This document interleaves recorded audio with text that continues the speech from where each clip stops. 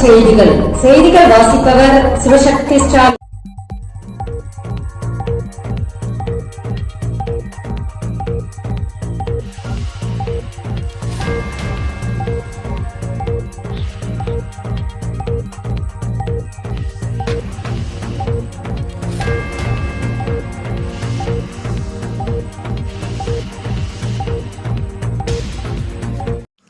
June 23, 24 Anbil Mahesh தலைமையில் பள்ளிக்கல்வித்துறை செயல்பாடுகள் குறித்த ஆய்வுக் கூட்டம்.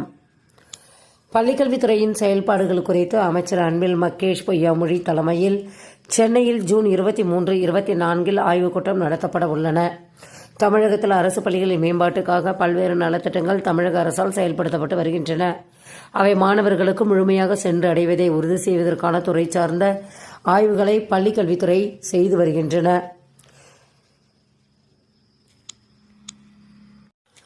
ஆசிரியர் மாறுதல் கலந்தாய்வு விண்ணப்பம் எமிஸ் வலைத்தளத்தில் வெளியீடு. ஆசிரியர் மாறுதல் கலந்தாய்வு விண்ணப்பம் எமிஸ் வலைத்தளத்தில் வெளியிடப்பட்டுள்ளன. மேல விவரங்களுக்கு www.emis.com என்ற இணையதளத்தை பார்க்கலாம். BA BEd BSc BEd பட்டப்படிப்பில் சேர விண்ணப்பிக்கலாம். 12ஆம் வகுப்பு முடித்தவர்கள் தமிழ்நாடு ஆசிரியர் கல்வியியல் பல்கலைக்கழகத்தின் இணைவு பெற்ற 16 கல்வியியல் கல்லூரிகளில் 4 ஆண்டுகள் BA BEd BSc BEd பட்டப்படிப்பில் சேருவதற்கு ஜூன் 6ஆம் தேதி முதல் ஜூலை 2ஆம் தேதி வரையில் விண்ணப்பிக்கலாம். மேல விவரங்களுக்கு www.tnteu.com என்ற இணையதளத்தை பார்க்கலாம்.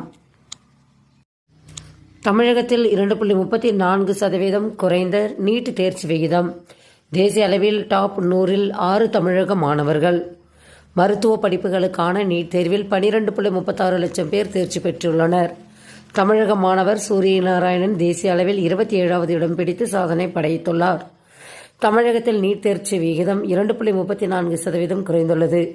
ஒட்டுமொத்தமாக முதல் 100 இடங்களில் தமிழக மாணவர்கள் 6 பேர் இடம்பெற்றுள்ளனர். மேல விவரங்களுக்கு NTA இணையதளத்தை பார்க்கலாம். ஆசிரியர் பணியிடங்களை நிரப்புக. டெட் தேர்ச்சி பெற்ற இடைநிலை ஆசிரியர்கள் கோரிக்கை. ஆசிரியர் பணியிடங்களை காலியாக உள்ள அனைத்து இடைநிலை ஆசிரியர் பணியிடங்களையும் நிரப்ப வேண்டும் என்று டெட் தேர்ச்சி பெற்ற இடைநிலை ஆசிரியர்கள் வேண்டுகோள் விடுத்துள்ளனர்.